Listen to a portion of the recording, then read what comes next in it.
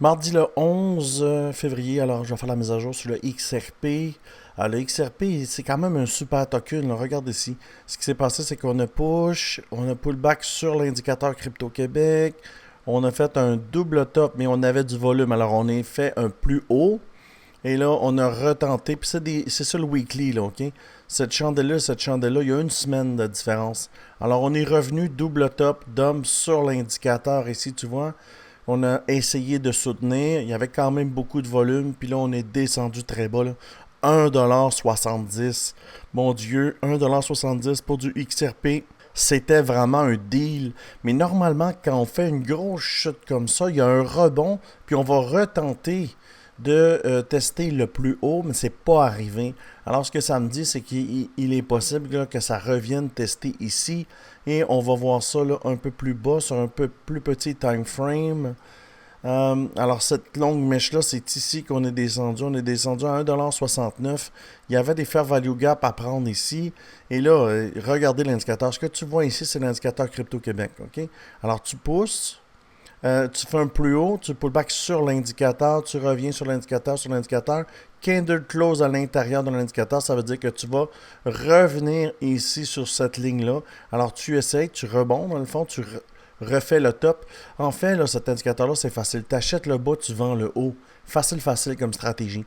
Alors tu tentes encore le plus haut. Alors on descend, candle close à l'intérieur du cloud que tu vois ici. Boing. Rebond. On est venu super bas là.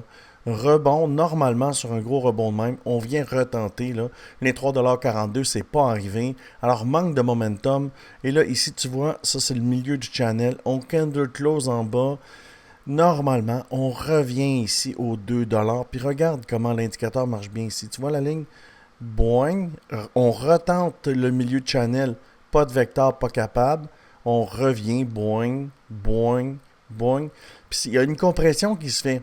Regarde ici comment ça compresse. Alors, la ligne du support, la ligne de la résistance, il y a une compression qui se fait, il y a un mouvement qui s'en vient. Moi, je pense que c'est un mouvement à la baisse pour faire un mouvement à la hausse. On va aller sur un plus petit time frame pour voir. On va laisser loader l'indicateur. C'est exactement ce qu'on voit. Hein. Regarde ce qui s'est passé. Même chose, on est revenu sur le bas de l'indicateur. On a retenté ici. C'était une résistance. Boing. Tu vois ici? Exactement. Support. On revient pas capable. Support. Vecteur. Ça, c'est dangereux. Vecteur, ça nous a ramené en bas. On revient ici. On est toujours sur une résistance. Boing. On essaie le milieu de channel. Puis quand c'est pas une vecteur, ça passe pas. Pourquoi? Ben ici, là, c'est le 0,5 de la fibre.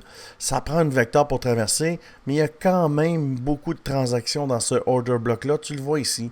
C'est la zone où il y a le plus de transactions. Ça me dit qu'on doit retester le plus bas avant de repartir. C'est ce que je vois. Là, on rebondit sur l'indicateur ici, tu vois. On va retourner ici sur le daily. Il y a peut-être quelque chose que j'ai manqué. Moi, je pense qu'on peut revenir faire les mèches. Parce que le gros volume, ici, oui, il y a beaucoup de volume, beaucoup de transactions. Mais si tu le compares ici avec ce qui s'est passé, il y en a beaucoup moins qu'ici. Ici, c'est tout un support là, aux alentours des 1,50$. Je pense pas que ça va revenir jusque-là. Mais tester le bas de l'indicateur là, à 2$, je pense que c'est très possible pour le XRP. Si tu veux avoir toi aussi l'indicateur comme moi, c'est l'indicateur que j'ai créé. Je l'offre gratuitement. Tout ce que tu as besoin de faire, c'est de venir sur le Discord ici et prendre l'indicateur. Et tu vas dans la section indicateur, tu peux le télécharger pour TradingView et tu vas l'avoir. Tu vas avoir les mêmes chandelles que moi ici.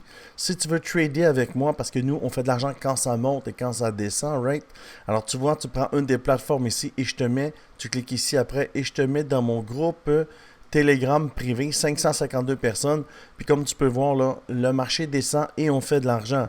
47%, 67%, 123%. Alors ça, c'est les gens qui tradent avec moi. Si ça t'intéresse, ça coûte rien. Tu prends une des plateformes ici, tu me messages et je te mets dans le team. Retournons pour le XRP.